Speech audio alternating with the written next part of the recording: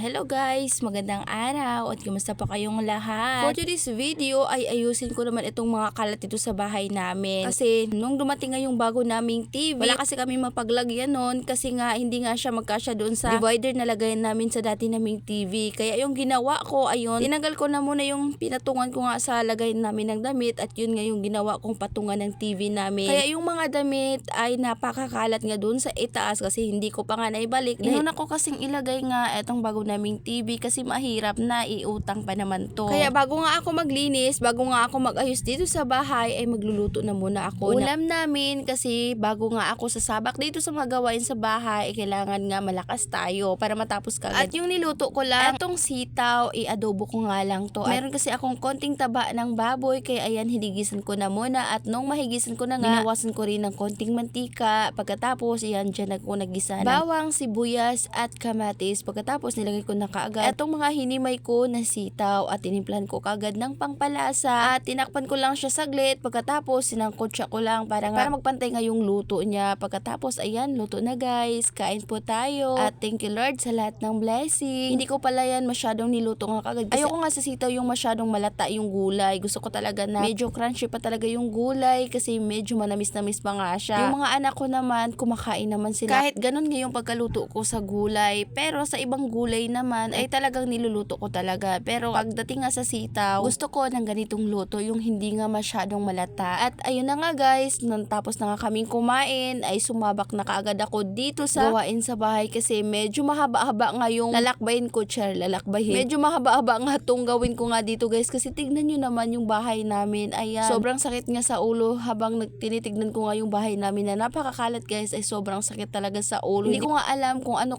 nga yung gagawin ko diyan kasi nalilito talaga ako kasi konti lang talaga yung space ng bahay namin guys. Gusto ko nga sana maakyat tong divider kaso hindi nga namin maakyat talaga to dito sa hagdanan namin kasi yung hagdanan nga namin sobrang napakaliit lang kaya hindi nga magkasya yung divider namin. Magagamit nga sana namin to doon sa itaas kasi kung maakyat lang namin tong divider namin na dating lagay ng TV namin, doon ko nga ilalagay yung TV namin na nasira kasi kapag makaluwag-luwag ay ipapaayos naman namin to. Kaso nga lang hindi ko siya maakyat kasi hindi nga magkasya kaya ayan guys, sobrang naguguluhan talaga ako kung anong ayos nga yung pwede nga dito sa bahay na para nga magkasya yung ibang gamit. Kaya ayan guys, tignan nyo naman yung itsura ko dyan. Nilipat-lipat ko na talaga yung lamesa kung saan ko nga siya ipwesto. Hindi ko kasi basta-basta maipwesto itong TV namin kasi nasabi ko na sa inyo na tumutulong nga itong bahay nga namin. At hindi kasi basta-basta maipayos nga itong tumutulo dahil mahaba-haba pa nga yung pwedeng gawin kasi dito nga sa tumutulo ay mahirap maakyat kasi nga yung likod nga nitong bahay namin yun nga palayan at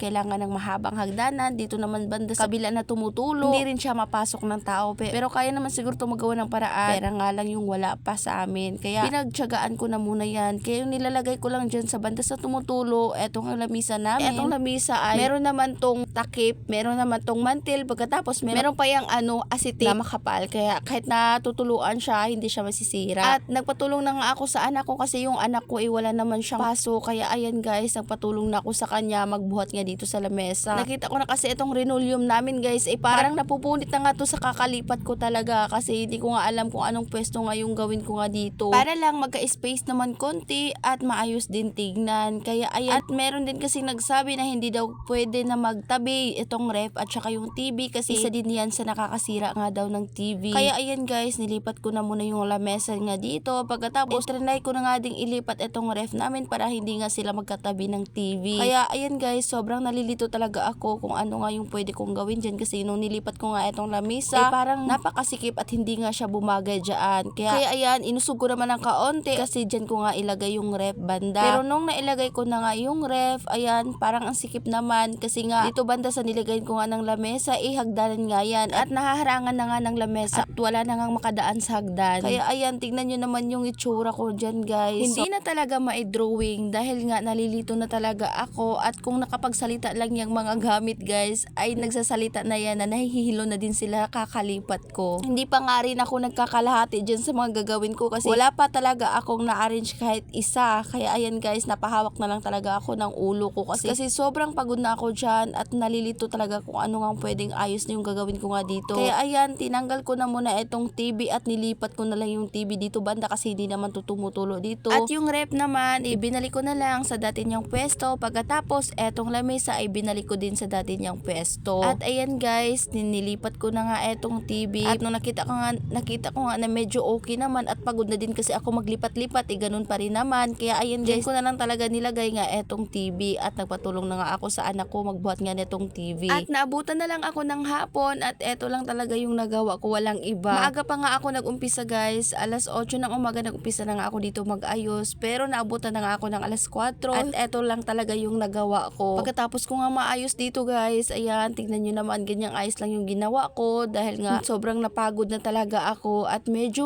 okay naman siya kasi natanggal naman yung mga kalat. At eto namang divider namin, dito ko na muna ilagay. Ang bala ko nga sana, dun ko muna yan ilagay kina mama kasi nga malaki naman yung space sa bahay nila mama para naman medyo lumagluwag nga dito sa baba. At fast forward naman tayo, kinabukasan naman to, tignan nyo naman eto mga damit nga dito sa itaas namin, napakakalat dahil nga hindi ko pa talaga naibalik nga etong pinagtatanggal ko nga damit kasi mas inuna ko nga ayusin dun sa baba. Kaya nilipat ko naman etong mga Durabox namin, pagkatapos etong ang lagayin ko na damit. Ayan, pinagbabalik ko na yung mga pinagtanggal ko nga dito ng damit. At etong lagayin ko na damit guys, in-order ko to siya dati para lagayin nga ng sapatos, pero ang ending, nalagayin ko nga siya ng mga damit namin. Sobrang tagal na nga to sa amin at yan lang muna for today's video. Maraming salamat po sa inyong panonood. God bless!